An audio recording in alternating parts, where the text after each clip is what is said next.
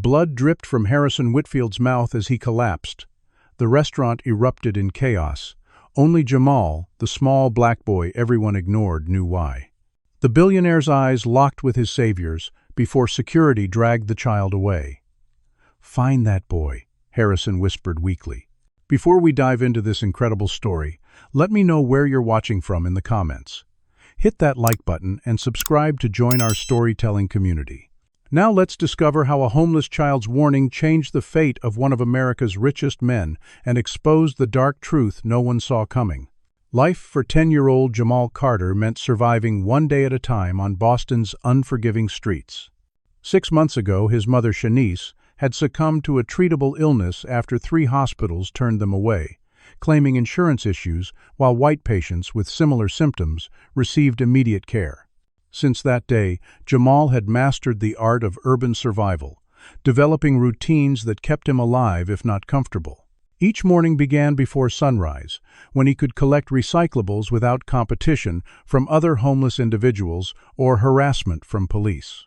His small frame allowed him to reach into narrow spaces between dumpsters where aluminum cans often settled, each one representing a few pennies toward his daily meal. By 7:30, most shopkeepers began opening their businesses, and Jamal knew exactly which ones would chase him away with threats and slurs versus those who might ignore his presence. Mr. Donovan at the corner market always accused him of stealing, despite never having evidence, following him through aisles with suspicious eyes while white children browsed freely. "I'm watching you, boy," became such a familiar phrase that Jamal could predict exactly when it would come. Security guards at the shopping center had memorized his face, approaching him immediately upon sighting with hands on their batons, assuming criminal intent based solely on his appearance and race. Pedestrians clutched their bags tighter when passing, mothers pulled their children closer, and business people crossed the street rather than share a sidewalk with him. The constant message was clear: his black skin made him inherently suspicious, inherently unwelcome. One blessing in Jamal's harsh existence was Mrs. Lucille Patterson, a 76-year-old retired black teacher living on a modest pension in a declining neighborhood apartment. Twice weekly, she invited him for simple meals and basic hygiene, though her own resources were stretched thin. "Education is your ticket out," she would remind him while sharing her meager food. "Your mind is the one thing they can't take from you." Though Jamal hadn't attended school since his mother's death, Mrs. Patterson's second-hand books provided an educational lifeline.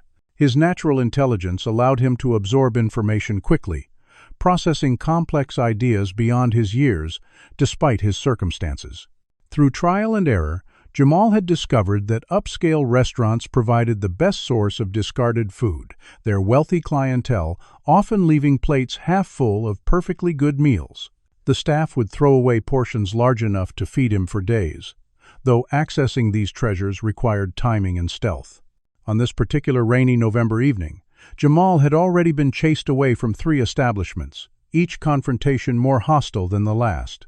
The security guard at Giuliano's had threatened to call police, while the manager at Charleston Bistro had actually thrown water at him, soaking his only jacket. Desperate and hungry, Jamal found himself in the alley behind Whitfield's, the most exclusive restaurant in Boston, where entrees cost more than most families spent on groceries weekly. The restaurant's heating vent provided momentary warmth against the bitter cold, a small luxury he savored while watching staff through steamy windows. Within minutes, a white waitress spotted him, face contorting with disgust before she alerted security. "Get that street rat out of here," she demanded, not bothering to lower her voice. "He's bad for business." 2 burly men emerged immediately, roughly shoving Jamal into a puddle with unnecessary force. "This isn't a homeless shelter," one sneered. "Come back and we'll make sure you regret it." Shivering and hungry, Jamal retreated to the front of the restaurant, positioning himself across the street where arriving patrons in luxury vehicles would emerge into the golden light of the entrance. Several well-dressed white patrons complained loudly about his presence, one man even calling police to report a suspicious character loitering with criminal intent, though Jamal was simply sitting quietly, harming no one. When police arrived, they immediately approached with hands on weapons, demanding identification he didn't possess, and threatening arrest for vagrancy. Only the timely arrival of more wealthy patrons distracted them enough for Jamal to slip away temporarily. As the evening progressed and hunger gnawed more intensely, Jamal noticed a familiar face among the kitchen staff visible through the back service entrance. Antoine, a black-line cook he'd encountered previously, had once secretly slipped him leftovers against strict restaurant policy. Taking a chance, Jamal approached cautiously, making eye contact with Antoine through the partially open door. The cook glanced nervously at his white supervisor before discreetly sliding a foil-wrapped package of food into a napkin and dropping it while emptying trash. Jamal retrieved the precious gift, finding half a gourmet burger and several still-warm truffle fries. The small act of kindness brought tears to his eyes as he retreated to a recessed doorway across from the restaurant's large front windows.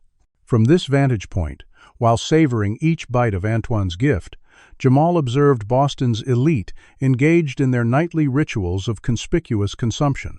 Crystal glasses clinked, servers bowed deferentially, and conversations flowed among people whose daily lunch budget exceeded his monthly survival needs. Among the patrons, one table in particular captured his attention. Harrison Whitfield, the 72-year-old tech billionaire whose name adorned the restaurant itself, sat dining with his wife Victoria, a strikingly beautiful blonde at least 35 years his junior. Though Jamal didn't know their history, he found himself studying their interaction with the natural observational skills developed through street survival. Something about their body language suggested tension beneath the polished surface, a familiar falseness Jamal recognized from years watching people who said one thing while meaning another. Harrison Whitfield occupied his regular table at the far corner of the restaurant bearing his name, positioned to afford both privacy and a view of the entire establishment. At 72, the tech mogul had built Whitfield Technologies from a garage startup into a global empire over 5 decades, amassing a fortune exceeding $20 billion. Though his hair had turned completely white and deep lines marked his face, Harrison maintained the sharp intellect and commanding presence that had defined his business success. Tonight, however, his attention seemed divided, his gaze occasionally drifting toward the rain-streaked windows rather than focusing on his dining companion. Victoria Whitfield, 34, represented the pinnacle of conventional beauty. Tall, slender, with expertly styled blonde hair and the kind of features that had once graced fashion magazines during her brief modeling career. As Harrison's third wife of 5 years, she'd mastered the public performance of devoted spouse, though those closest to the couple had witnessed increasing tension in recent months. Harrison took a sip of water, wincing slightly as he swallowed. "Are you taking your medication?" Victoria asked, her concern perfectly calibrated to be audible to nearby tables. "You know Dr. Matthews said consistency is essential." Harrison nodded dismissively, having grown weary of discussing his health issues in public. What he hadn't shared with Victoria was yesterday's appointment with his estate attorney, during which he had significantly altered his will. The changes would redirect over 70% of his fortune to the newly established Whitfield Foundation for Racial Justice, inspired by a documentary on healthcare disparities that had deeply affected him during his recent hospitalization. The foundation would focus on providing medical care in underserved communities and addressing systemic racism in healthcare institutions. Victoria, who had anticipated inheriting the bulk of his wealth, would receive a still generous but comparatively modest $50 million. Harrison had delayed telling her, sensing her reaction would be explosive. Unbeknownst to him, Victoria had already discovered the changes through her carefully cultivated relationship with his assistant. Her outward composure masked seething rage and rapidly accelerating plans that had been merely theoretical until yesterday. At the bar, she had already made 3 phone calls this evening, each brief and cryptic, while Harrison was engaged with business associates. "Is everything prepared for tonight?" she had whispered during the final call. "The timeline has moved up. It must be tonight." In the kitchen, Antoine Williams, a 35-year-old black chef with classical training from Paris, prepared Harrison's favorite dessert, a dark chocolate soufflé with Grand Marnier infusion. Despite creating the restaurant's most popular dishes, Antoine remained relegated to line cook status, while Thomas Bergman, the white executive chef with half his talent, took credit for menu innovations. Antoine had prepared Harrison's meals personally for 3 years, knowing the billionaire's preferences better than anyone. Tonight's soufflé represented his finest work, though as usual, Thomas would deliver it to the table and accept compliments. Antoine noticed the homeless boy through the kitchen's rear entrance, recognizing him from previous encounters. Against strict policy, he had secretly provided leftovers several times, seeing in the child's eyes a dignity and intelligence that reminded him of his own difficult childhood. After discreetly passing food to the boy, Antoine returned to carefully removing the perfect soufflé from the oven, unaware of its soon-to-be fatal significance. Victoria excused herself to visit the restroom before dessert arrived, her timing precise and rehearsed. Inside the opulent marble bathroom, she checked each stall before retrieving her phone. "I'm here," came a male voice from the service entrance as a well-dressed waiter she'd never seen before slipped inside. Their exchange lasted less than 20 seconds. When Victoria returned to the table, her small clutch purse contained a vial of colorless, odorless liquid that her contact had assured would appear identical to natural heart failure in toxicology reports. Harrison smiled as Thomas presented the chocolate soufflé with theatrical flair. "Your favorite, Mr. Whitfield, with special preparation by yours truly." Antoine watched from the kitchen doorway, swallowing his frustration at the familiar theft of credit. Victoria leaned forward with unusual attentiveness as Harrison lifted his spoon, her eyes fixed on his first bite with an intensity that might have seemed odd had anyone been observing closely. "Wait, darling," she interrupted smoothly.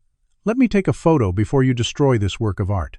During the momentary distraction of positioning her phone, Victoria's manicured fingers moved with practiced precision, dispensing 3 drops of liquid from the concealed vial into Harrison's dessert. The movement was so fluid, so natural, that even the closest observer would have missed it. Across the restaurant, pressed against the cold window glass, Jamal observed the entire scene. Street survival had honed his attention to detail and ability to read body language. Something about the woman's movements triggered his instinctive warning system, the same instinct that told him which strangers were safe and which meant harm. He watched as Victoria's hand moved oddly over Harrison's dessert, followed by a subtle disposal motion to her purse. The calculating look in her eyes reminded him of predators he'd encountered in abandoned buildings, the kind of people who hurt others without remorse. Antoine noticed Jamal's face pressed against the window, the boy's expression changing from hungry observation to something resembling alarm. Following his gaze to the Whitfield's table, Antoine saw Harrison lifting a spoonful of the soufflé to his lips while Victoria watched with unusual intensity. Something felt wrong about the scene, but Antoine couldn't articulate what exactly. Before he could process the thought further, Thomas pushed him aside. "Back to work," he snapped. "Stop staring at the customers." Harrison held the spoon inches from his mouth, commenting on the perfect texture as Victoria's smile tightened almost imperceptibly. "To your continued health," she toasted, raising her champagne glass as Harrison prepared to take his first bite of the poisoned dessert. Jamal's heart hammered against his ribs as he recognized the unmistakable signs of imminent danger.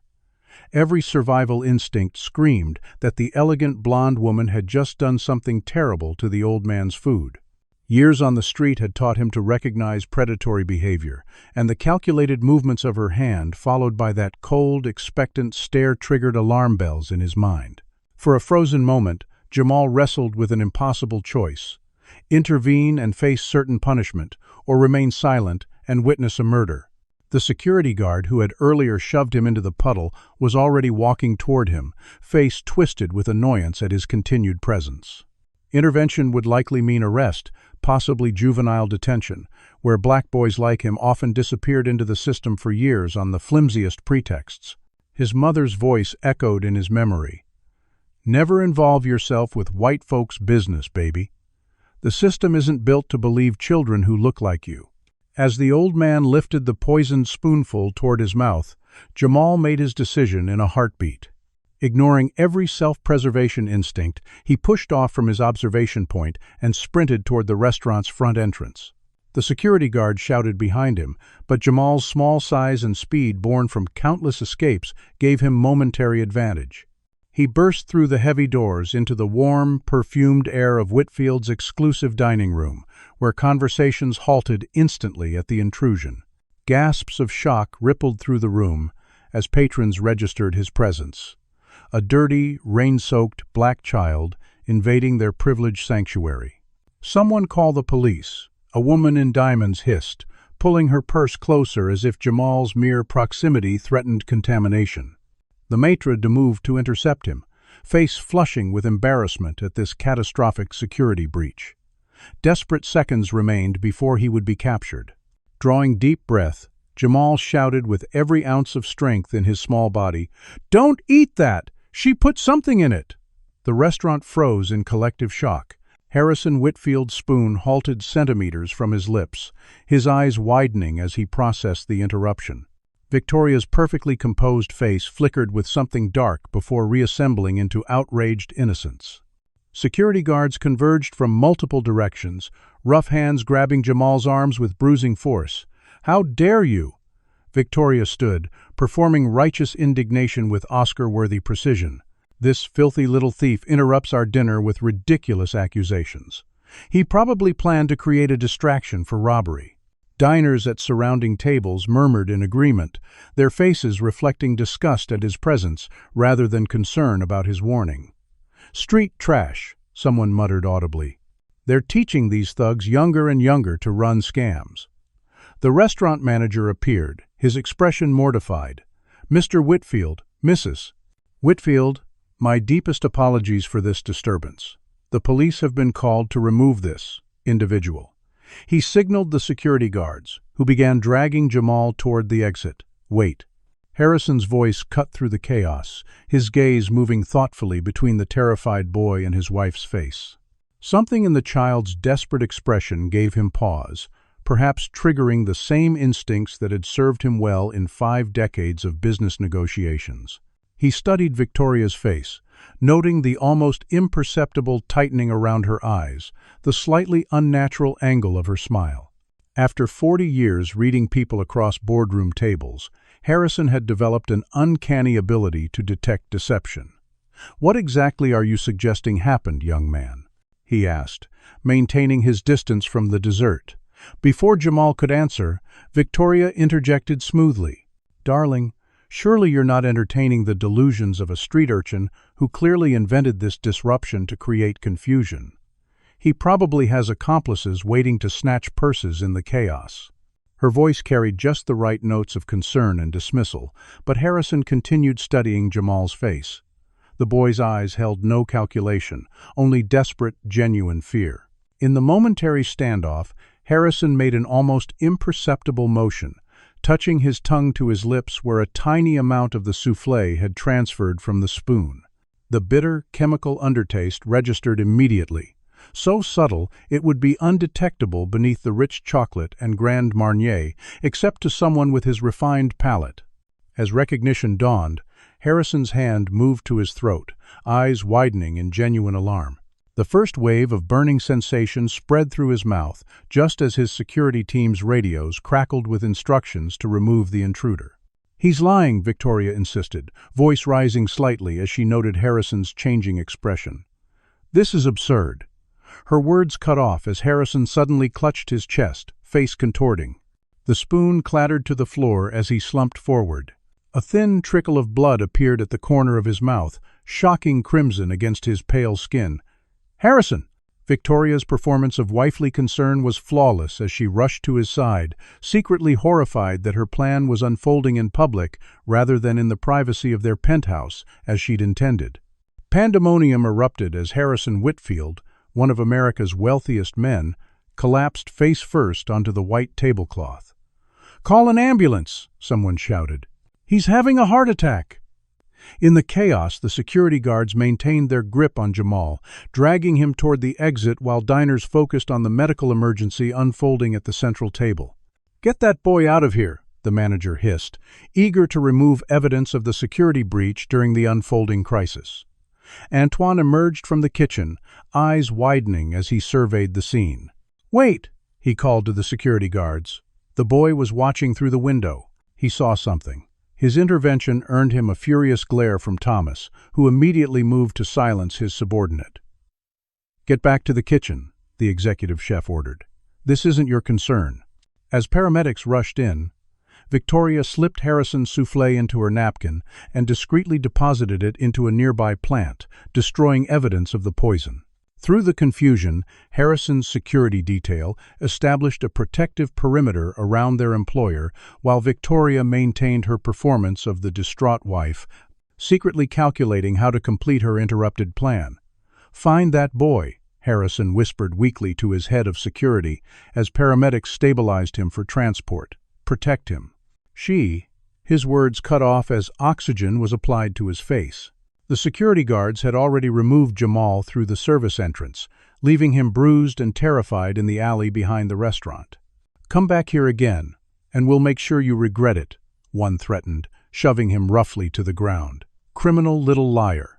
As the ambulance doors closed on Harrison Whitfield's unconscious form, Victoria stood in the rain, tears mixing with raindrops in a perfect portrait of spousal devotion. Inside her designer purse, her phone vibrated with an incoming message. "Job incomplete. Require additional payment for cleanup." Jamal fled into the darkness, knowing his life had just become infinitely more complicated and dangerous. Did that boy just save one of the richest men in America from being poisoned right before our eyes? What would you have done in Jamal's position? Would you risk everything to save a stranger's life? Comment number 1. If you believe Jamal did the right thing by speaking up despite the consequences. Comment number 2. If you think he should have protected himself by staying silent. This story of courage is just beginning, and Victoria's deadly plans are far from over. Like this video if you're shocked by what happened in that restaurant, and subscribe to see how a homeless child and a billionaire's worlds collide in ways no one could have predicted. What do you think Victoria will do now that her poisoning attempt was interrupted? The deadly chase is just beginning. Jamal's lungs burned as he sprinted through rain-slicked alleys, bare feet splashing through puddles, while his mind raced even faster than his body. The weight of what he'd just witnessed pressed down like a physical force, the calculating look in Victoria's eyes, the elderly man's collapse, the blood at his lips. He had no doubt what he'd seen. Attempted murder in Boston's most exclusive restaurant. Now, for the unforgivable crime of intervention, he'd become a target himself. After 15 minutes of constant running, Jamal ducked into an abandoned doorway, chest heaving as he assessed his situation.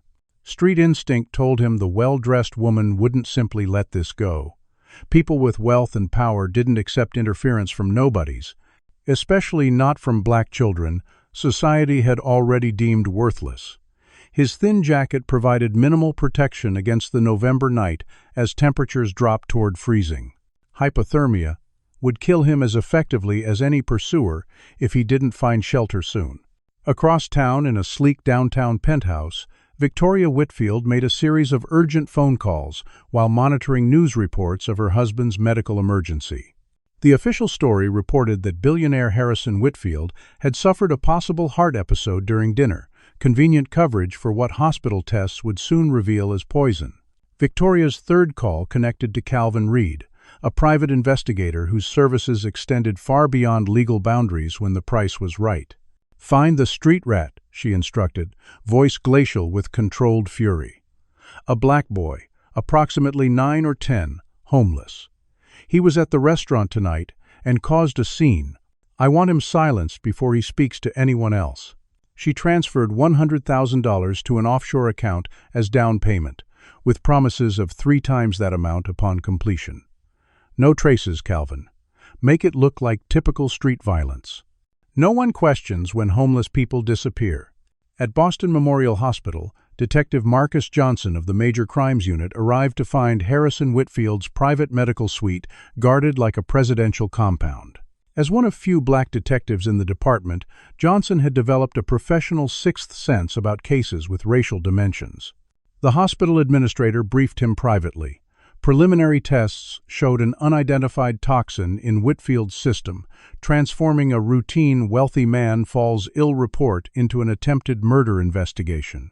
Witnesses mentioned a homeless child who created a disturbance just before Mr. Whitfield collapsed, the administrator explained. Security removed him, but apparently he was shouting something about the food being tampered with. Johnson's interest sharpened immediately. "I need to find that child," he noted, already anticipating departmental resistance to investigating a case where the most crucial witness was black, homeless, and juvenile. 3 strikes against credibility in Boston's justice system. Morning brought torrential rain as Jamal made his way to Mrs. Patterson's apartment, the only safe place he could imagine. Finding her door locked and knocks unanswered, cold dread settled in his stomach. Her apartment remained dark, mail overflowing her small box in the lobby. A neighbor passing by noticed his concern. "Looking for old Mrs. Patterson? Been in the hospital 3 days now." "Stroke," they said.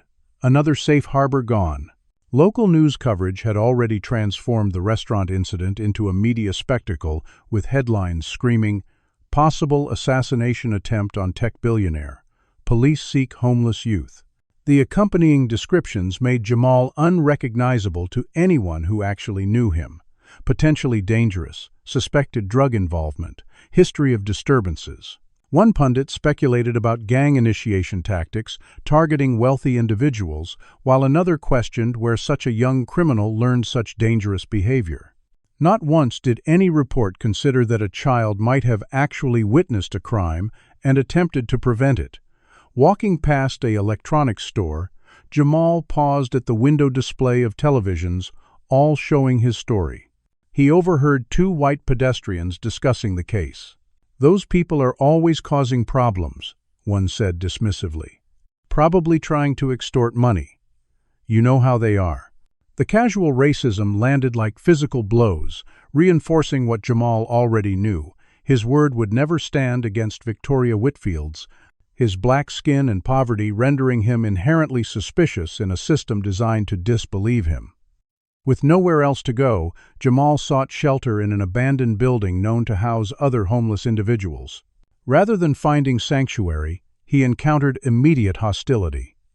"Get out of here," a grizzled man warned, showing Jamal a newspaper photo. "Police looking for you, kid. Say you caused trouble at some fancy restaurant. We don't need that heat around here." Rejected by even his fellow outcasts, Jamal retreated into a rainy morning with dwindling options and growing hunger. Calvin Reed methodically worked his network of informants, distributing cash and threats in equal measure throughout Boston's homeless community. By midday, he had traced Jamal to a tent encampment beneath the Charlestown Bridge. Moving with practiced efficiency, Calvin violently interrogated 3 homeless men, his methods leaving one with broken fingers and another unconscious. "The boy was here yesterday," a terrified woman finally revealed. "Left heading toward the old industrial district. Please, we don't want trouble." At Whitfield's restaurant, Antoine faced termination after security footage showed him attempting to intervene on Jamal's behalf. "You contradicted management during a crisis situation," Thomas informed him with poorly concealed satisfaction. "We can't have staff questioning security protocols." Clearing out his locker, Antoine made a decision that defied self-interest. Rather than accepting defeat, he walked directly to the police station and asked for the detective assigned to the Whitfield case. "I saw that boy watching through the window before everything happened," he explained to Detective Johnson. "He wasn't causing trouble. He looked scared, like he genuinely saw something wrong. And I know Mrs. Whitfield visits the restaurant when Mr. Whitfield isn't around, meeting people none of the regular staff recognize." Johnson took detailed notes, particularly interested in Antoine's observation that Victoria had removed something from the table during the commotion. "Do you know where we might find the boy?" he asked. Antoine shook his head. "Just that he's sometimes around the restaurant district. The staff call him the Shadow because he moves so quickly when spotted." At the hospital, Victoria arrived with an impressive display of flowers and concern, smoothly navigating past medical staff to her husband's room. Seeing him unconscious and intubated sent a surge of satisfaction through her carefully maintained facade of worry.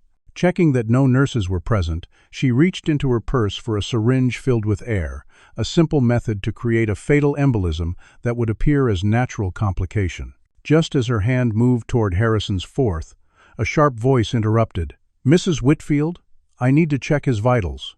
A nurse entered, eyes narrowing slightly at Victoria's position near the medical equipment. Smiling smoothly, Victoria withdrew her hand, forced to postpone her plans yet again. "Of course. I was just straightening his blanket." The nurse made a subtle note on her chart about the encounter. In a forgotten industrial area, Jamal found temporary refuge with James Wilson, a 71-year-old homeless veteran whose failing eyesight and disinterest in media had left him unaware of the manhunt. Sharing his meager meal of canned beans, the elderly man listened to Jamal's story without judgment. "Reminds me of Nam," Wilson sighed. "Truth's always the first casualty. Rest here tonight, son. Tomorrow will look different." Detective Johnson's investigation hit immediate resistance when he attempted to interview Victoria. Her attorney intercepted, citing her traumatic experience and fragile emotional state. More troublingly, Johnson's lieutenant seemed oddly resistant to pursuing certain avenues of investigation. "Focus on finding the street kid," he was instructed. "Mrs. Whitfield is a respected philanthropist, not a suspect. Don't waste department resources on wild theories." The subtle message was clear. Investigating a wealthy white woman based on a black homeless child's accusation wasn't politically expedient, regardless of evidence. Johnson's request for security footage from the restaurant was met with the convenient explanation that the relevant cameras were malfunctioning during the critical time period. As the detective left the precinct that evening, he noticed an expensive black sedan following his vehicle, the first sign that his investigation had attracted unwanted attention. Night fell as Calvin methodically eliminated possible hiding places, working through abandoned buildings one by one. Showing Jamal's description to a soup kitchen volunteer yielded results. The boy had been seen near the old Westfield factory complex. As rain turned to sleet, Calvin approached the derelict building, hand resting on the weapon concealed beneath his coat. Inside, Jamal huddled beneath thin blankets, unaware that the hunter was less than 300 feet away and closing in with deadly intent. Elizabeth Whitfield stepped off her private jet at Logan International Airport, dark circles beneath her eyes betraying 48 sleepless hours since learning of her father's condition. At 44, she bore the distinctive Whitfield features, piercing blue eyes and strong jawline, though she distanced herself from family wealth, choosing instead to build her own identity as a civil rights attorney in Chicago.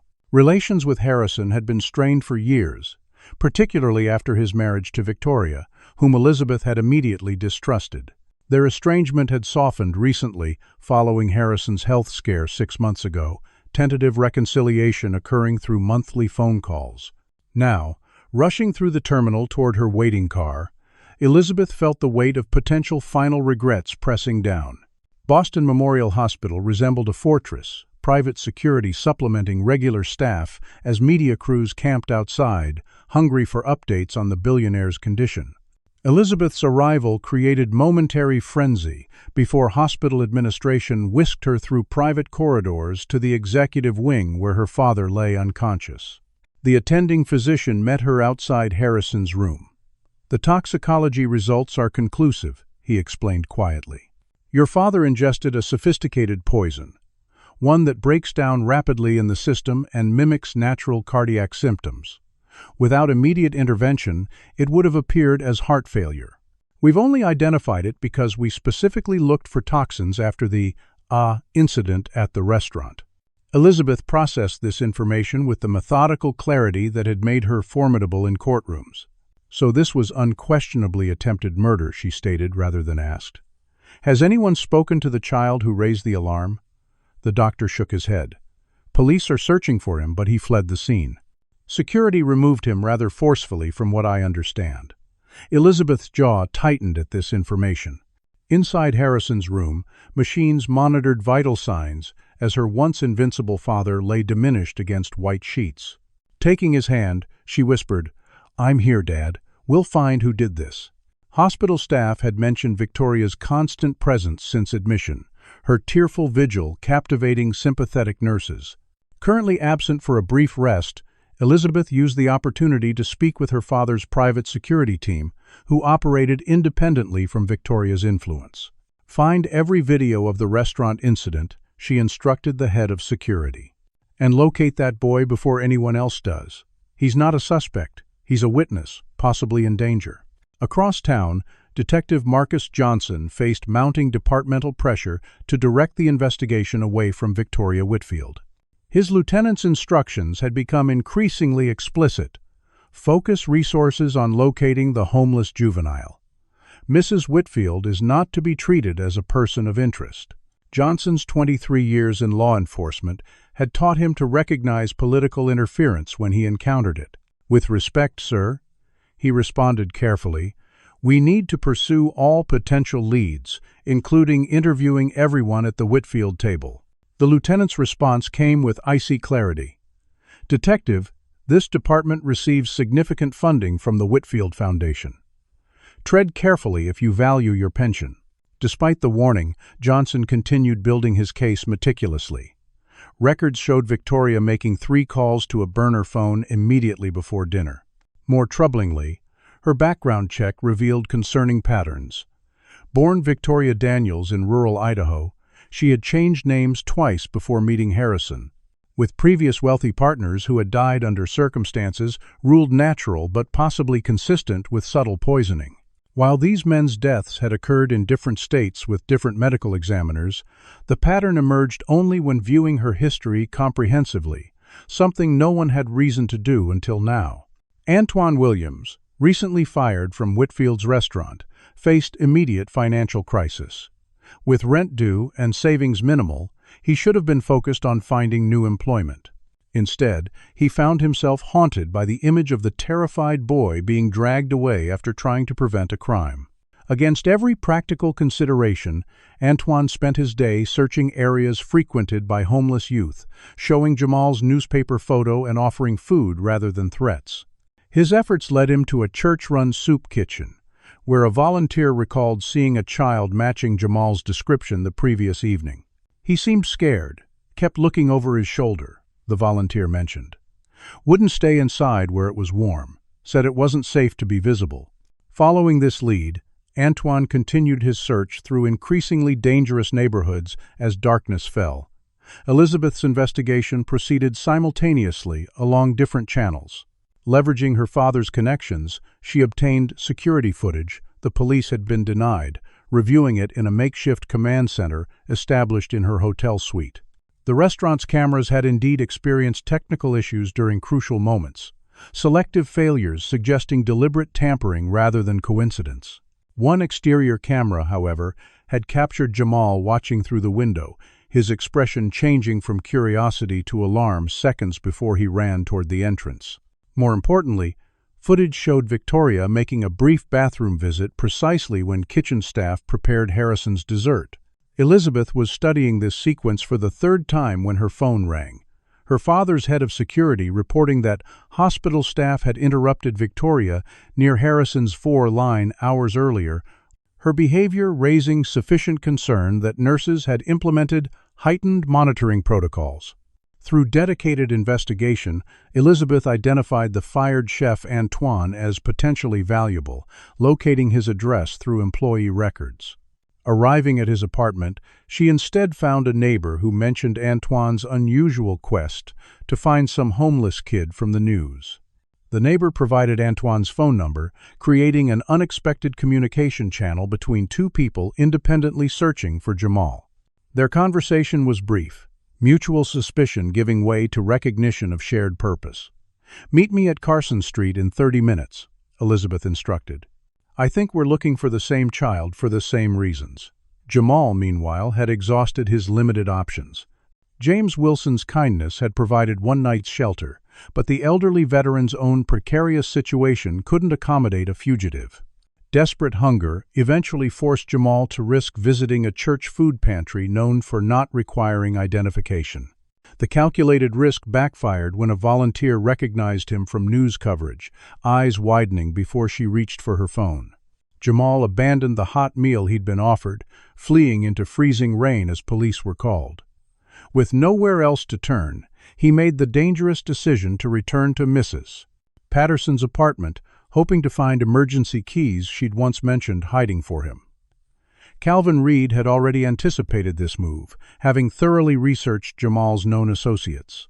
The experienced hunter had established surveillance on the apartment building hours earlier, positioning himself in shadow as he waited for his young target to appear. When Jamal carefully approached the building's service entrance, Calvin allowed him to enter, preferring to conduct his cleanup inside where walls would muffle sounds and witnesses would be minimized. Unaware of the trap closing around him, Jamal located Mrs. Patterson's spare key beneath a loose brick in the laundry room wall, making his way cautiously to her third-floor apartment. The familiar space brought momentary comfort as he found food in her pantry, wolfing down crackers and peanut butter with desperate intensity. His brief respite shattered as the apartment door swung open, revealing Calvin's imposing figure filling the doorframe. "You've caused a lot of trouble, boy," Calvin stated without emotion, closing the door quietly behind him. "Some very important people want this situation resolved." Terror froze Jamal in place as Calvin advanced, producing zip ties from his pocket. Nothing personal, just business. What followed was brutality masked as professional efficiency.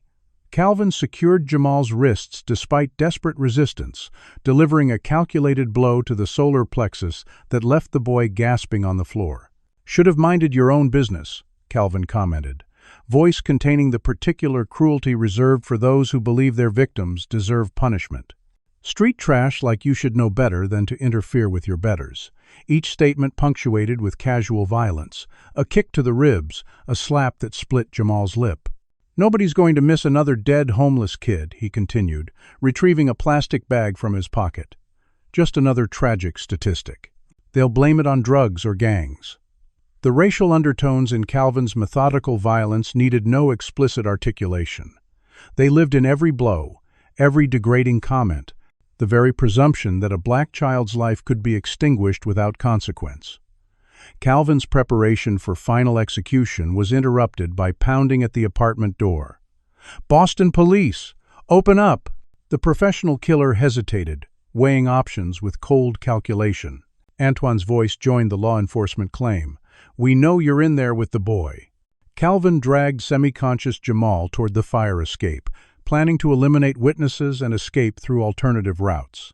Opening the window, he found himself face to face with Elizabeth Whitfield, who had anticipated this exact response and positioned herself accordingly. The momentary confusion gave Antoine time to break through the apartment door, launching himself at Calvin with desperate intensity.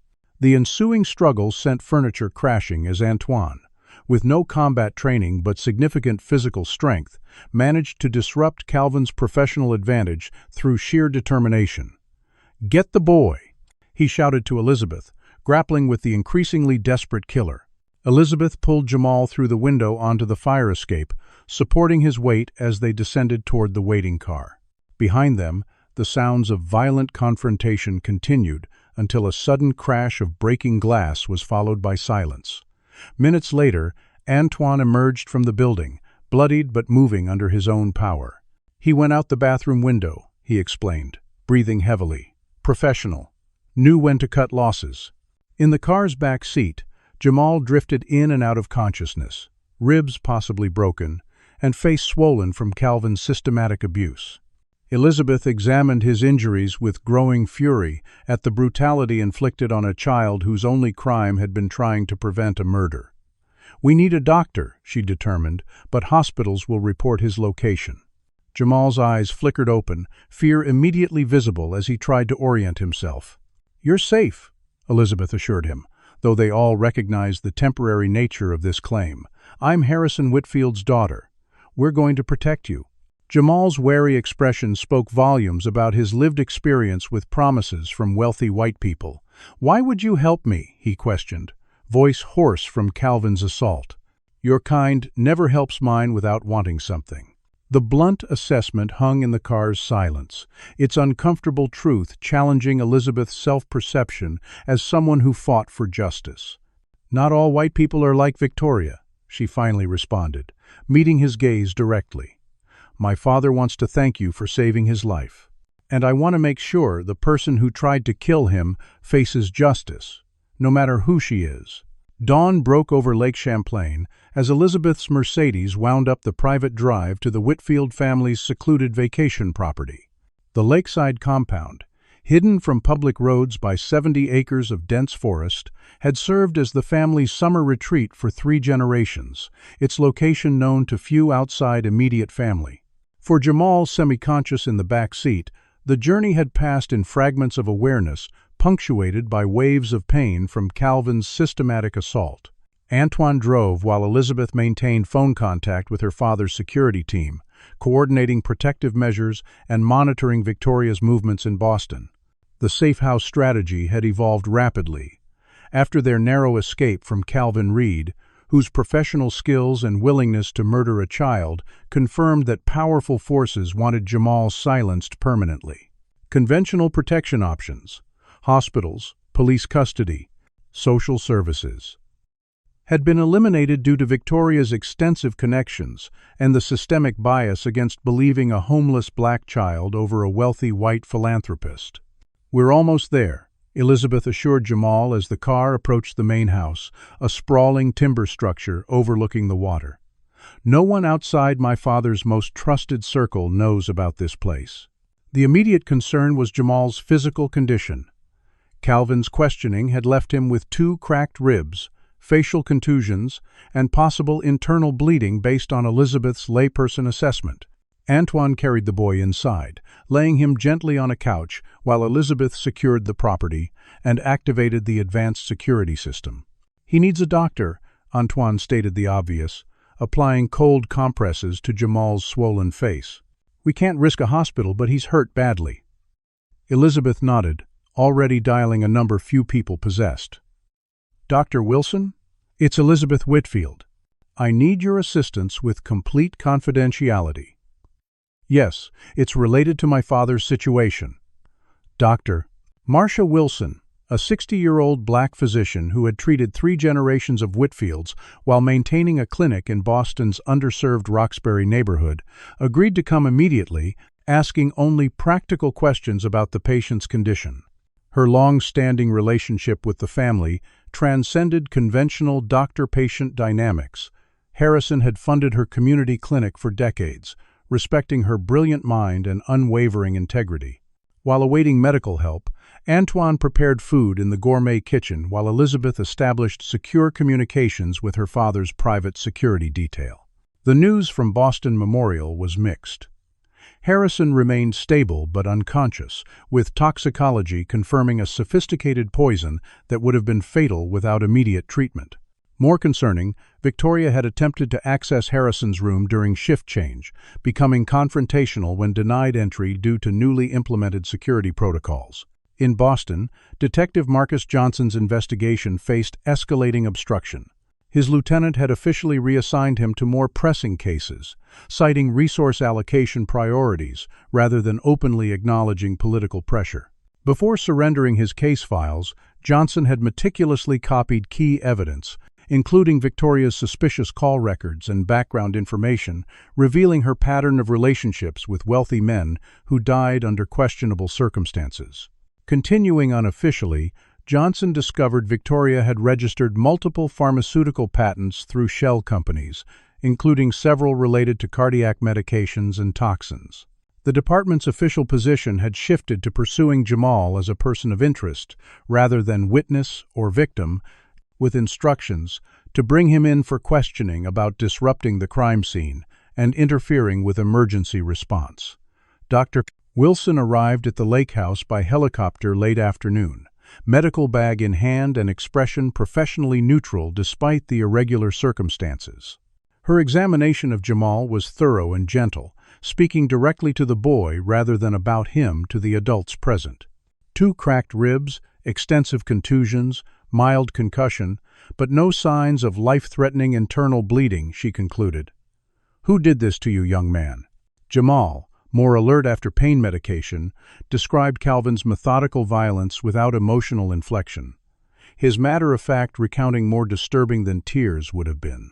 He said nobody would miss another dead homeless kid, that they'd blame it on drugs or gangs. Dr. Wilson's expression remained composed, though her hands briefly stilled at these words. Well, he was wrong about that, she stated firmly, applying butterfly closures to a split eyebrow. You matter, and quite a few people would miss you very much. During treatment, Jamal revealed his complete story.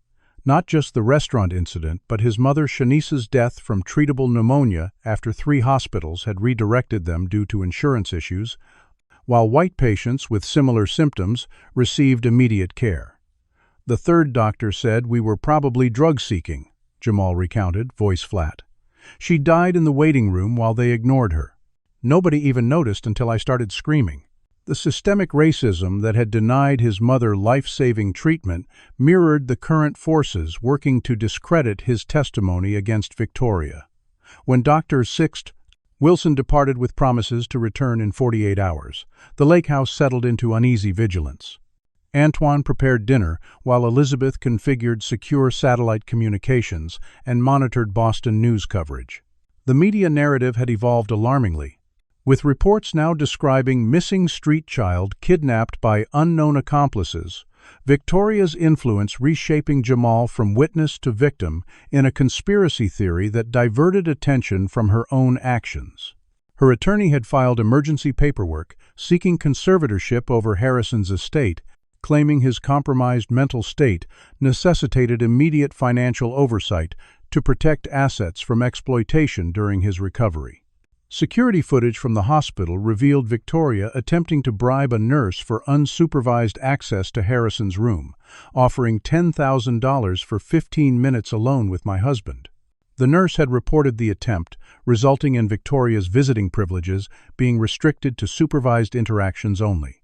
Jamal recovered slowly over subsequent days, physical healing outpacing emotional recovery from Calvin's traumatic assault. Nightmares frequently woke him, prompting Elizabeth to sit beside his bed until he could return to sleep. During daylight hours, Dr. Wilson's assessment of Jamal's exceptional intelligence proved accurate. Despite lacking formal education since his mother's death, the boy demonstrated remarkable comprehension and analytical abilities. Elizabeth provided books from the house's extensive library, finding him absorbing college-level texts with surprising ease. My mom always said education was the only thing they couldn't take from us, he explained, carefully turning pages with bruised fingers. We used to do reading lessons every night, even in the shelter. Through their enforced proximity, Elizabeth gained uncomfortable insights into racial realities her privileged existence had insulated her from. Despite her career in civil rights law, Jamal's matter-of-fact descriptions of daily discrimination revealed blind spots in her understanding of lived black experience in America. The police always assume I'm stealing, he explained when she expressed shock at his hesitance to contact authorities. Store owners follow me even when white kids are actually taking things. Security guards put their hands on weapons when I walk by. That's just Tuesday for me. On the 5th day, Harrison Whitfield regained full consciousness in Boston, immediately asking about the boy who warned me.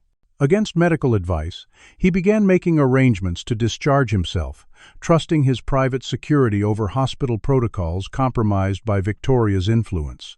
His attorney alerted Elizabeth about Victoria's legal maneuvers seeking financial control, requiring Harrison's physical presence to counter claims of mental incapacity.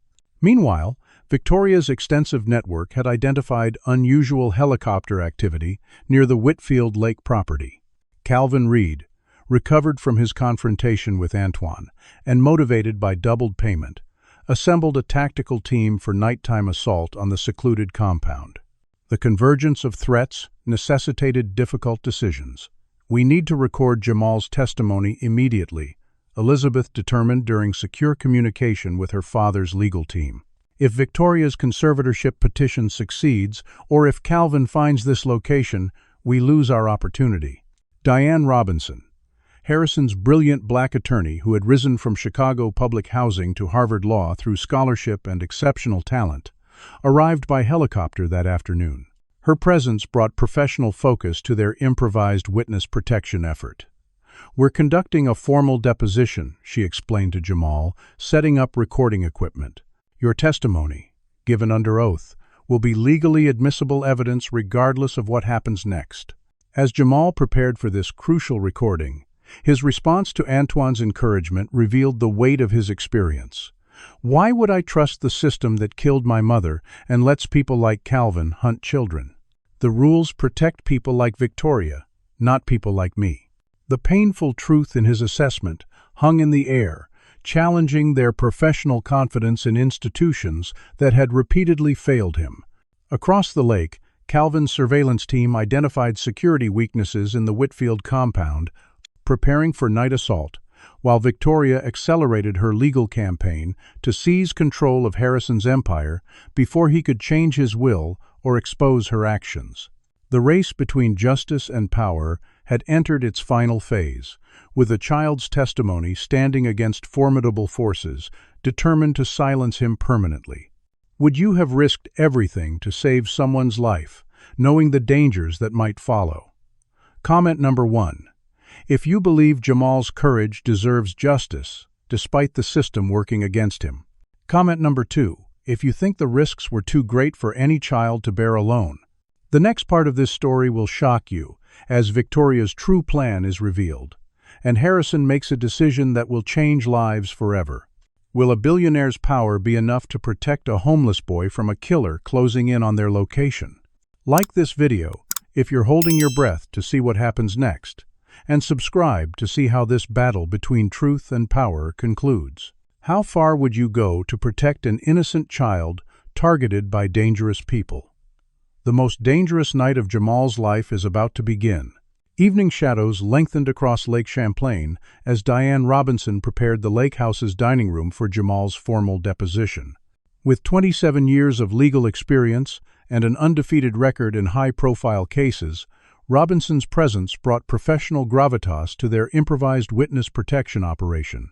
Her designer suit and meticulous preparation contrasted sharply with the increasingly dire circumstances surrounding them.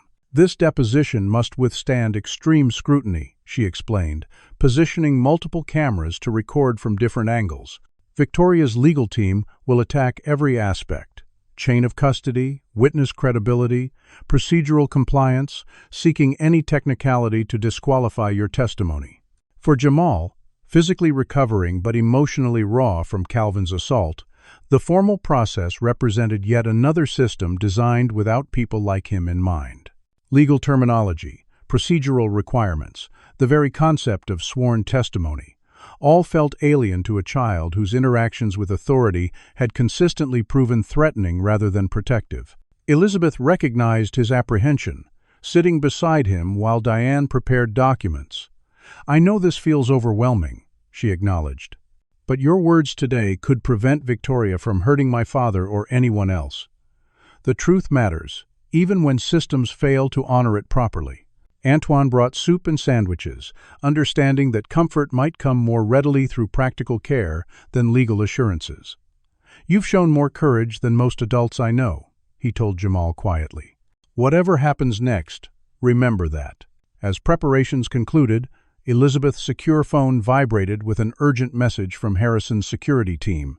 Victoria's conservatorship petition had advanced rapidly through normally slow court procedures, with emergency hearings scheduled for the following morning. More alarmingly, hospital administrators reported Victoria attempting to access Harrison's medical records through a subordinate staff member, specifically requesting toxicology reports.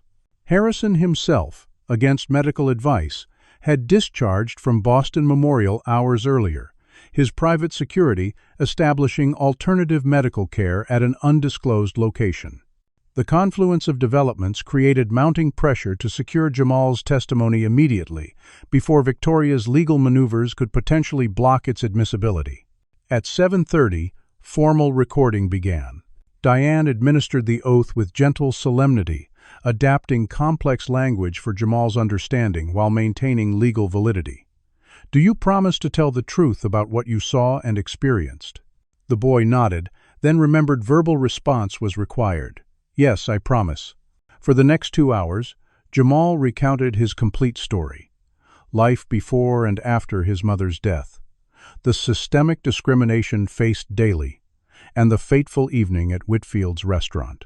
His description of Victoria's movements during dinner proved remarkably detailed, observation skills honed by years where missing subtle cues could mean physical danger. She did something with her hands over his dessert. He demonstrated the precise movement. Then she put something small back in her purse. She watched him real careful when he was about to eat it, like she was waiting for something to happen. Beyond the poisoning attempt, Jamal's testimony illuminated broader inequities. His matter-of-fact description of hospitals refusing his dying mother appropriate care visibly affected Elizabeth, whose understanding of healthcare discrimination had previously remained academic rather than visceral. The nurse said we should go to the county facility. The white lady who came in after us, with the same cough and fever, she got taken back right away. Mom couldn't even stand up by then. Diane maintained professional composure while systematically building record of both the immediate crime and the contextual discrimination that made Jamal's testimony vulnerable to dismissal by authorities. Across the lake, unseen in gathering darkness, Calvin Reed's tactical team completed final preparations. Victoria's latest communication had eliminated all constraints: complete cleanup, maximum payment, no limitations on collateral damage. The team of 4 experienced mercenaries, equipped with thermal imaging and tactical gear, approached by water to avoid security perimeter detection. Electronic countermeasures disrupted exterior cameras while preserving element of surprise. Elizabeth's security system alarm activated at 9:17, midway through Jamal's testimony about Calvin's assault. Multiple perimeter breaches detected, southwest quadrant. The automated alert announced seconds before exterior power was cut.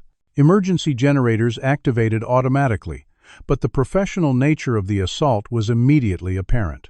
"Panic room, now," Elizabeth ordered. Security training overriding legal concerns as Antoine helped Jamal toward the reinforced safe room hidden behind the library shelving.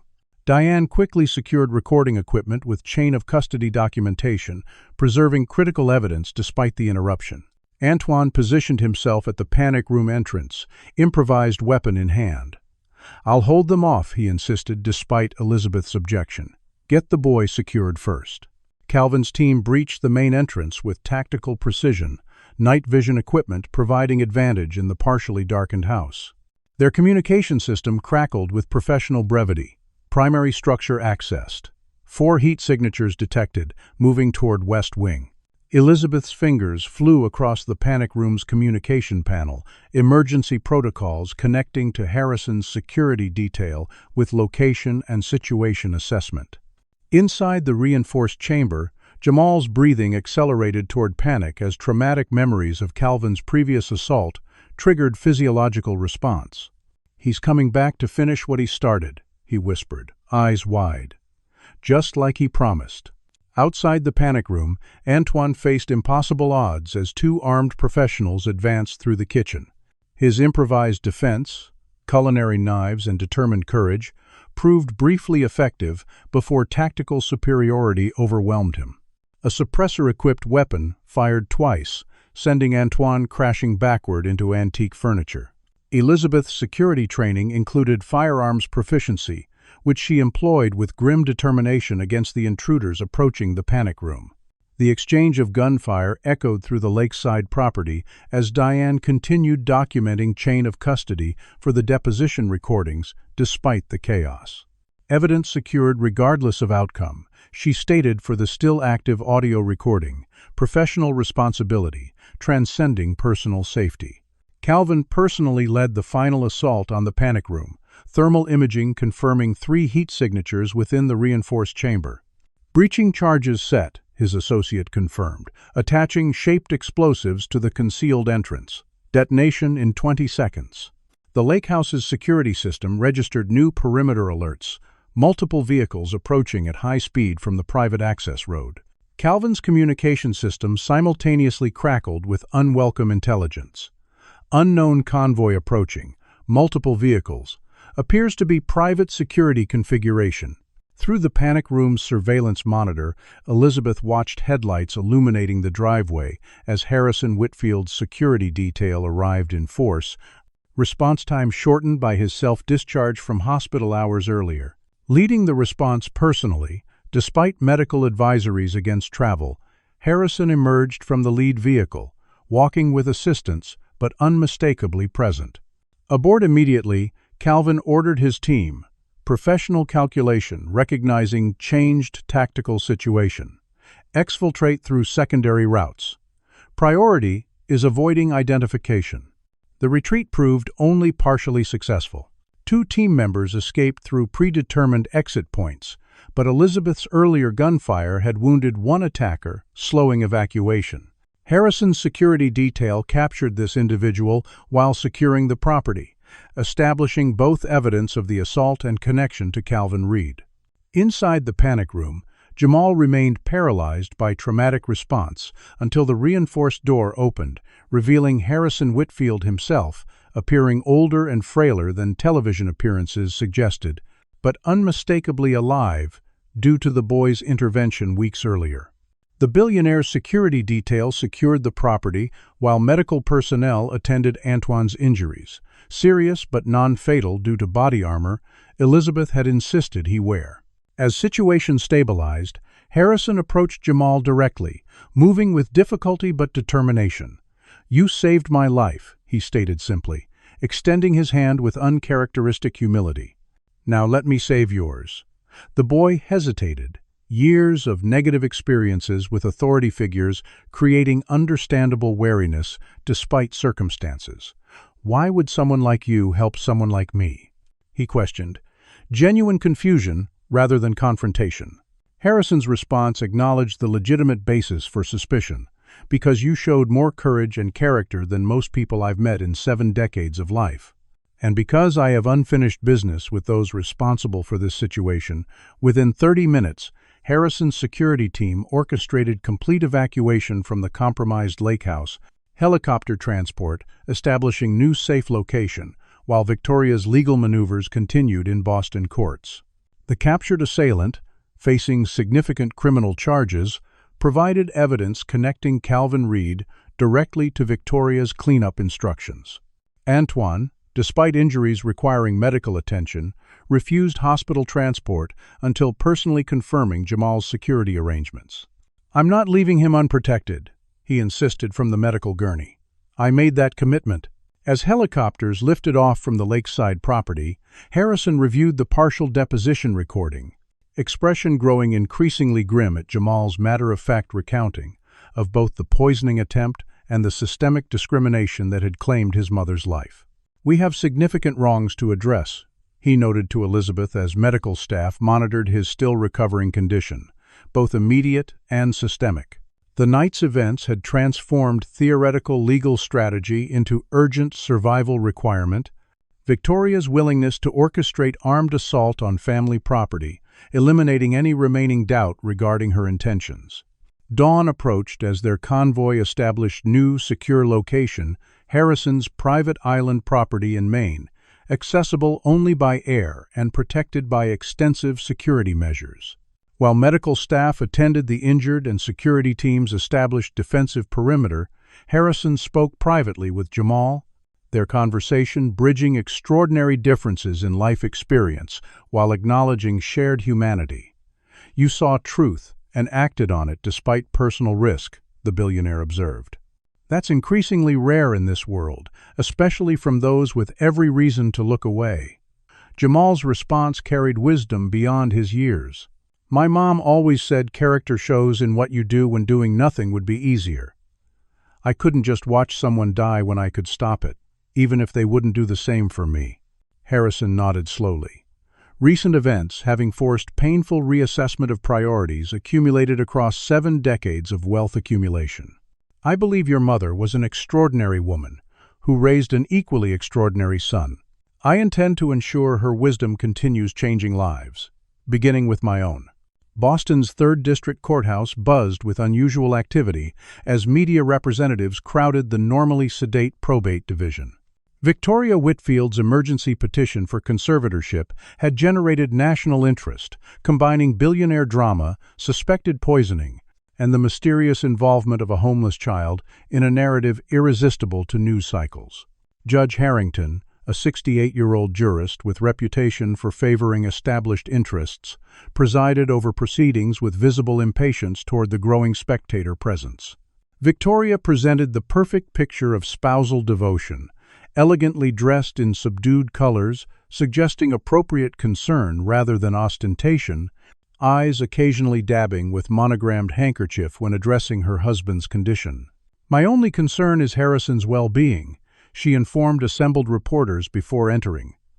"These terrible accusations are causing additional stress during his recovery." Her legal team, led by renowned attorney Maxwell Greenfield, had prepared extensive documentation supporting conservatorship, including selected medical records suggesting cognitive impairment and affidavits from staff describing increasingly erratic behavior preceding Harrison's collapse. Their narrative carefully constructed around Victoria as devoted caretaker, facing mysterious opposition from parties with financial motivation to interfere with proper medical care. Diane Robinson arrived with Elizabeth, their professional demeanor contrasting with Victoria's emotional performance. Their counterfiling directly challenged both conservatorship petition and underlying narrative, including preliminary toxicology reports confirming poisoning rather than natural medical event. Most controversially, their filing referenced eyewitness testimony from minor child J.C.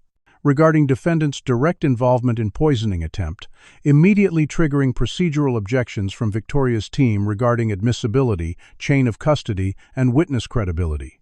Judge Harrington's preliminary rulings favored Victoria's position, excluding toxicology evidence, pending further authentication, and questioning relevance of statement from unrelated minor with possible criminal involvement. The procedural barriers reflected both Victoria's legal team's expertise and the systemic skepticism toward evidence originating from sources like Jamal. Court officers announced brief recess while Judge Harrington reviewed additional filings in chambers, leaving opposing legal teams in tense proximity within the ornate courtroom. Victoria approached Elizabeth with cameras strategically capturing the interaction. This unfortunate situation could end immediately if Harrison would simply come home where he belongs, she suggested with practiced sincerity. These wild accusations are harming his recovery and reputation. Elizabeth maintained professional composure despite personal fury. "I believe the evidence will speak for itself, Victoria. As will your history of relationships with wealthy men who died under questionable circumstances." Victoria's carefully maintained facade flickered momentarily before courthouse doors opened unexpectedly, admitting Harrison Whitfield himself. Despite medical advice against public appearance, the billionaire entered with assistance from private medical staff, but unmistakably alert and oriented. Audible gasps spread through the courtroom as Victoria's conservatorship narrative imploded with his physical presence. "I believe I can speak for myself," Harrison announced, voice weaker than his customary commanding tone, but mind clearly intact. Judge Harrington, visibly startled by this development, quickly ordered proceedings into closed session, excluding media, while attorneys presented opposing arguments. Victoria's legal strategy pivoted instantly, Greenfield suggesting Harrison's appearance itself demonstrated reckless disregard for medical advice, supporting need for financial oversight during recovery. Harrison's direct testimony systematically dismantled Victoria's claims, providing lucid details of business operations, medical condition, and most significantly, eyewitness account confirming Jamal's version of restaurant events. "The boy shouted a warning that saved my life. I tasted something chemical moments before collapsing." Victoria had access and opportunity. The calculated presentation began shifting judicial opinion until Victoria's attorney introduced Harvard Medical School expert suggesting confabulation of memory during traumatic medical events and susceptibility to manipulation during recovery. The expert testimony introduced sufficient doubt to prevent immediate dismissal of Victoria's petition despite Harrison's obvious mental competence. As procedural arguments continued, courthouse doors opened again, admitting Detective Marcus Johnson with court officers. "Your Honor, I have arrest warrant for Victoria Whitfield on charges of attempted murder, conspiracy, and obstruction of justice." The dramatic development silenced the courtroom momentarily before Victoria's controlled demeanor shattered completely. "You would believe that filthy street rat over me?" she screamed, mask of refinement collapsing under pressure. "That worthless black child from nowhere against a woman of my standing?" The racially charged outburst reverberated through the courtroom, confirming suspicions while creating record even sympathetic Judge Harrington couldn't ignore.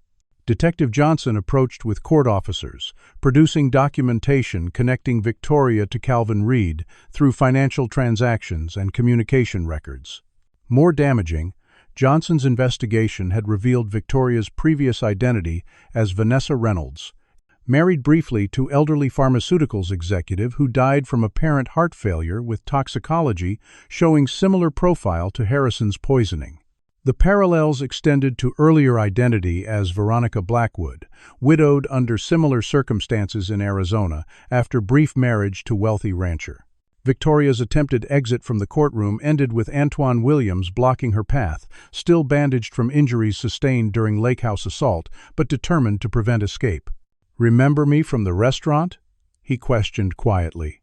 "I saw everything too." The culmination of evidence proved sufficiently compelling for Judge Harrington to deny conservatorship petition and remand Victoria to custody pending formal arraignment. Harrison, physically taxed but legally vindicated, approached Antoine afterward. "You protected a child at considerable personal risk," he noted with respect. "That deserves recognition beyond words." The chef's response reflected priorities shaped by personal experience. Someone needed to stand up for him when systems wouldn't. "I've been in his position, seen how quickly black children become invisible or criminalized." As Victoria faced booking procedures, Harrison's attention focused on Jamal's future. The boy had remained secured at island property with private security, traumatic experiences with legal system making courthouse appearance inadvisable, despite evidential value. "He needs stability, education, opportunity," Harrison commented to Elizabeth while returning to private transportation. "I want to offer him home, resources, whatever creates future commensurate with his remarkable character." Elizabeth, whose professional life focused on systemic rather than individual remedies, recognized both generous intent and potential complications. "His perspective might surprise you, Dad. He's questioned why someone of your privilege would help someone in his position. There's wisdom there we should respect." Media coverage of proceedings reflected persistent racial framing despite facts. Several outlets described Jamal as troubled youth, despite no evidence supporting characterization, while Victoria received humanizing coverage, emphasizing her previous philanthropic work and emotional state rather than calculated criminal behavior. The persistent bias reinforced Jamal's skepticism about systemic justice, regardless of individual outcomes. Victoria's release on bail hours after arrest demonstrated this reality clearly. Despite overwhelming evidence and flight risk, her connections secured preferential treatment unavailable to defendants without wealth and social position. The $1 million bail amount represented insignificant barrier given access to Harrison's accounts during their marriage. More concerning, her passport surrender requirement contained provisions allowing business travel with notification, creating potential escape mechanism while legal proceedings advanced. Harrison's public announcement regarding foundation expansion created additional complications. His statement about redirecting substantial resources toward addressing systemic racial inequities in healthcare access generated immediate backlash from certain business associates and conservative media outlets. Criticism framed decision as emotional reaction to personal circumstances rather than legitimate recognition of documented disparities Jamal's mother had experienced fatally. The night before preliminary hearing, Victoria disappeared despite surveillance and bail restrictions. Private jet departing from secondary airport suggested well-planned escape utilizing resources established before marriage.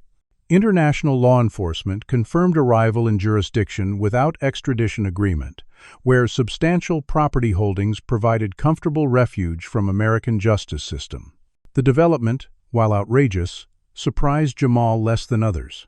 "The rules always work differently for people like her," he observed when informed of Victoria's escape. My mom couldn't get basic antibiotics, but Victoria gets to poison someone and live in a mansion somewhere without consequences.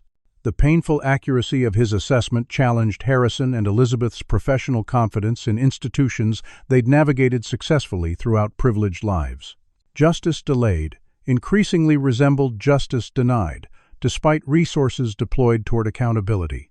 Harrison's response to this reality would define relationship with Jamal more significantly than financial support ever could. 6 months transformed landscapes, both physical and emotional. Spring sunshine sparkled across Boston Harbor as Harrison Whitfield's private yacht navigated toward the recently completed headquarters of the Second Chance Foundation. The gleaming building, architectural statement of purpose rather than merely office space, represented Harrison's most significant post-recovery project. Institutional commitment to addressing systemic inequities, his personal experience had illuminated with uncomfortable clarity. International manhunt for Victoria continued without success. Intelligence reports confirmed her residence in a coastal mansion within non-extradition country, living luxuriously on funds transferred before her marriage through shell corporations. Legal teams pursued complex international proceedings, but diplomatic realities suggested protracted battle rather than immediate justice. Her comfortable exile contrasted sharply with consequences others faced for lesser crimes, reinforcing painful truths about justice's uneven application. Harrison's physical recovery remained incomplete, toxicological damage having created permanent cardiac complications requiring ongoing medication and modified lifestyle. The poisoning attempt had aged him visibly, silver hair thinning and once commanding stride now measured, though intellectual capacity remained undiminished. Psychological recovery proved equally challenging. Betrayal by intimate partner, creating lasting wariness beneath his public reconciliation with mortality. For Jamal, transformation occurred across multiple dimensions. Formal adoption proceedings had completed months earlier, providing legal stability previously unimaginable. The transition from homelessness to Harrison Whitfield's legal son represented adjustment beyond mere material circumstance. Cultural navigation between worlds few children experience simultaneously. Private tutors had assessed his educational status, confirming exceptional intellectual capacity despite educational disruptions. Customized curriculum addressed specific gaps while challenging natural abilities, preparation for eventual mainstream educational placement with appropriate support systems. Professional psychological support addressed trauma from both recent events and earlier experiences, though Jamal's natural resilience provided foundation for recovery exceeding clinical expectations. Perhaps most significantly, Mrs. Patterson had recovered sufficiently from her stroke to accept position as educational director within Second Chance Foundation, providing crucial continuity connecting Jamal's past and present. Her presence offered emotional stability other supports couldn't replicate, familiar figure from previous life, validating transition rather than suggesting replacement. "Your mother would be so proud," she often reminded him. "She always knew you were destined for extraordinary things." Antoine Williams now served as executive chef across Harrison's restaurant empire, position leveraging both culinary talents and commitment to diversifying historically exclusive industry. His hiring initiatives prioritized promising talent from underrepresented communities, creating pathways into profession systemically resistant to diversity. The scars from Lake House assault had healed, though occasional nightmares reminded that psychological recovery followed different timeline than physical healing. Detective Marcus Johnson's career had transformed through investigations publicity. Initial departmental resistance had given way to promotion, leading specialized task force examining similar cases involving wealthy victims and suspicious deaths. The institutional validation provided platform for addressing systemic biases previously dismissed as personal perception rather than documented pattern. Calvin Reed served federal sentence after plea arrangement, exchanging reduced charges for testimony against Victoria. His cooperation provided additional evidence connecting her to previous suspicious deaths, strengthening international extradition efforts while establishing legal precedent regarding criminal conspiracy, targeting vulnerable witnesses. The most profound transformation remained personal rather than institutional. On this particular spring morning, Harrison and Jamal visited private cemetery where Shanice Carter's unmarked grave had received proper memorial months earlier. The simple black granite headstone bearing her name, birth and death dates, and inscription, "Beloved Mother whose wisdom continues," represented Harrison's first action after recovery. Respect for foundation, supporting Jamal's extraordinary character. "I wish she could see everything happening now," Jamal commented, placing fresh flowers beside the polished stone. "She always said education would change my life, but never imagined like this." Harrison nodded. Understanding loss transcended circumstances regardless of privilege.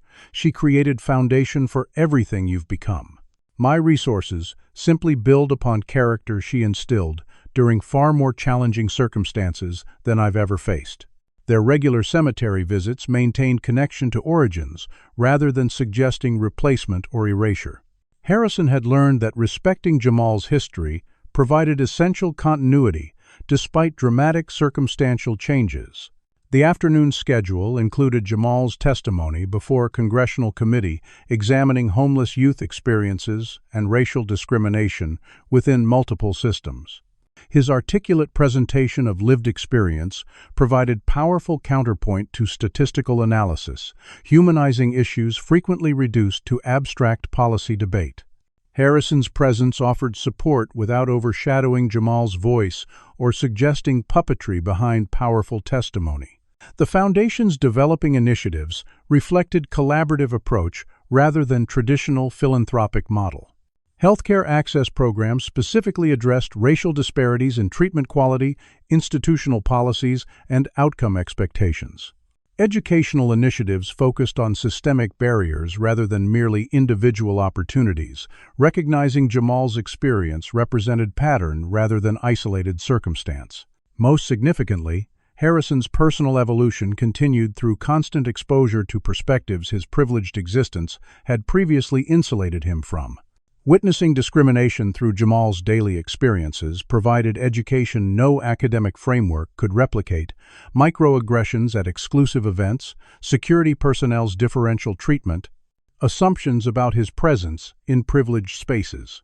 "I never recognized these patterns until experiencing them through your eyes," Harrison acknowledged during private conversation. "Wealth insulated me from realities others cannot escape, regardless of individual merit." Victoria's extradition proceedings finally advanced through diplomatic channels, complex negotiation having established financial penalties sufficient to motivate cooperation from her host country. The resulting media coverage renewed public attention to case that had fascinated national audience before fading from headlines.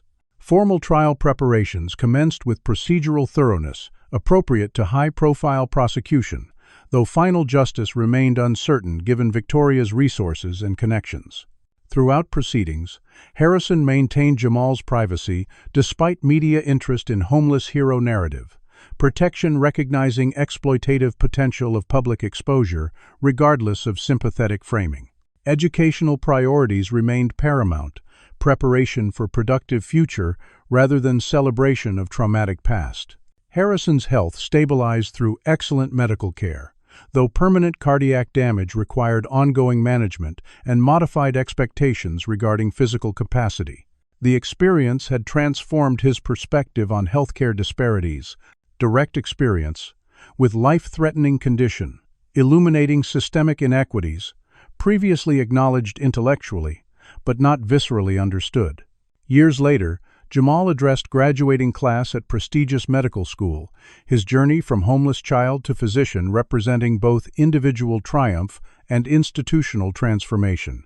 The Second Chance Foundation had evolved into nation's largest provider of healthcare services to underserved communities, model replicated internationally with documented impact on reducing discriminatory treatment patterns.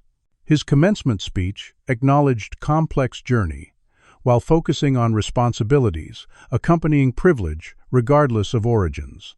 Systemic change requires both recognition of inequity and commitment to addressing root causes rather than merely individual exceptions, he explained to attentive graduates. Our responsibility extends beyond individual patient care to transforming systems that determine who receives that care in the first place.